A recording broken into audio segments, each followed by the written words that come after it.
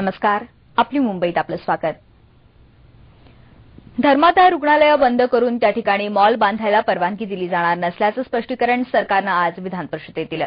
दरम्यान सीबीएसई आणि आयसीएसई बोर्डांच्या शाळांमध्ये राष्ट्रीय सणांच्या दिवशी ध्वजारोहण होत नाही.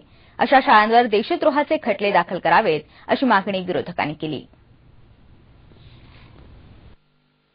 विधान परिषदेत आज प्रश्नोत्तराच्या तासात पालिकेच्या लोकमान्य टिळक रुग्णालयात मृतदेहाच्या अवयवांची विक्री होत असल्याचा मुद्दा विरोधकांनी उपस्थित केला. मात्र असे कुठलेही प्रकार होत नसल्याचं सरकारने सांगितलं. मुंबईसह राज्यातल्या काही रुग्णालयातून अर्भक पळवून नेण्याच्या घटना घडल्या आहेत.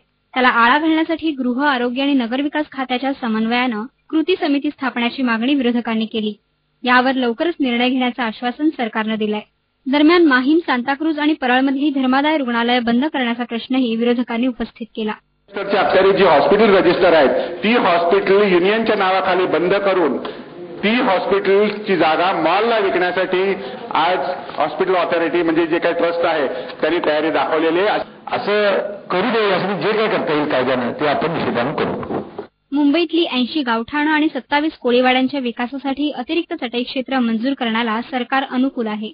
मात्र गावठाण्यांसंदर्भातल्या निर्णयानंतरच कोळीवाड्यांबाबत तातडीनं निर्णय घेऊ असं नगरविकास राज्यमंत्री राजेश टोपे यांनी सांगितलं.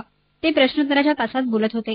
सीबीएसई आणि आयसीएसई बोर्डाच्या शाळांमध्ये 15 ऑगस्ट आणि 26 जानेवारीला ध्वजारोहण केलं जात नाही. त्यामुळे अशा शाळांवर देशद्रोहाचा खटला दाखल करावा अशी मागणी शिवसेनेचे सदस्य दीपक सावंत यांनी केली आहे.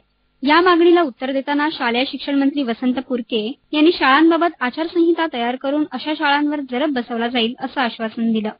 ज्या शाळा अशा प्रकारचे राज्य शासनाचे नियम पाळणार नाही आणि 15 ऑगस्ट 26 जानेवारी फक्त सुट्टी देतील आणि फ्लॅग होस्टिंग करणार नाही अशा शाळांवरती कारवाई केली जाईल. ठाण्यात घोडबंदर मधल्या ग्लोबल फूड कंपनीत भेसळयुक्त तूप सापडलं होतं. या प्रकरणी 4 जणांवर गुन्हा दाखल करून कंपनीच्या इतर परवानग्या रद्द केल्याचं सरकारनं सांगितलं. तर मुंबई विद्यापीठाचं उपकेंद्र कल्याणमध्ये करण्याबाबत तातडीनं पावलं उचलण्याचं आश्वासनही सरकारनं दिलंय. उपकेंद्राची प्रस्तावित जागा बागबगीच्यांसाठी आरक्षित आहे. ती बदलण्याबाबत हरकती मागवून अंतिम निर्णय घेतला जाईल अशी माहिती नगरविकास राज्यमंत्री राजेश टोपे यांनी सभागृहात दिली. आपली मुंबई, नरिमन पॉइंट. आपली मुंबईत इथेच थांबूयात. पुन्हा भेटूयात काही क्षणातच इतिवृत्तांतमध्ये राजेंद्रसह. नमस्कार.